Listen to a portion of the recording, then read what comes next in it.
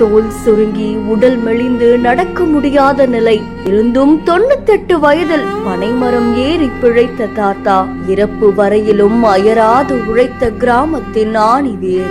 மாவட்ட ஆட்சியரே தேடி வந்து செய்த உதவி. இவருடைய இறப்புக்கு ஒரு கிராமமே அழுகுதுங்க.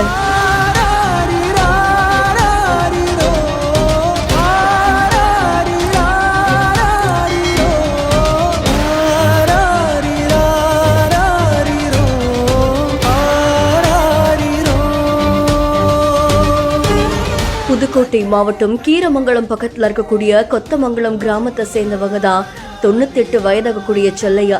இவருக்கு 2 மகன்கள் 1 மகள் இருக்காங்களாமா. எல்லாருக்கும் திருமணம் ஆயிடுச்சு. மனைவி சில வருடங்களுக்கு முன்னாடி தான் இறந்துட்டாங்க. செல்லையா தாத்தா மட்டும் தன்னுடைய தோட்டத்துல கொட்டகை அமைச்சு தனியா தான் வசிச்சுட்டு வந்திருக்காங்களாம்.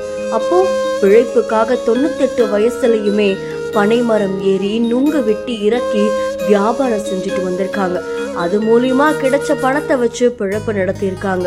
நுங்கு இல்லாத காலத்துல கூட தென்னை மரத்துல ஏறி தேங்காய் பறிச்சு கொடுத்து அதுல வரக்கூடிய காசை வச்சு வாழ்க்கையை கழிச்சிருக்காங்களாம். இந்த செய்தி கடந்த 2020ஆம் ஆண்டு வெளிவர அப்போ புதுக்கோட்டை மாவட்ட ஆட்சி தலைவரான உமா மகேஸ்வரி அவர்கள் செல்லையாவை பத்தி தகவல்களை சேகரிக்க சொல்லியிருக்காங்க.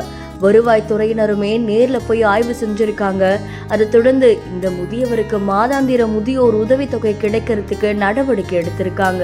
அதை தொடர்ந்து பனைமரம் ஏறுறத அவர் எப்பவுமே நிறுத்தலையாமா.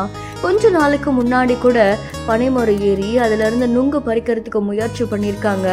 நுங்கு பிஞ்சா இருக்கு, சில வாரங்கள்ல இறக்கிடலாம் அப்படின்னு சொல்லியிருக்காங்களாமா. வயது மூப்ப காரணமா உயிரிழந்திருக்காங்க. அதை தொடர்ந்து செல்லையாவுடைய மகனுடைய வீட்டுலதான் அஞ்சலிக்காக வச்சிருக்காங்களாம். இதை பத்தி தெரிஞ்சுக்கிட்ட கொத்தமங்கலம் கிராம மக்கள் பல வருஷமா தள்ளாத வயசையும் பொருட்படுத்தாம பனைமரம் ஏறி நுங்கு வெட்டி விற்பனை செஞ்சுட்டு வந்தவரு எங்க எல்லாருக்கும் ஒரு குலசாமி மாதிரி தான் அப்படின்னு தெரிவிச்சிருக்காங்க.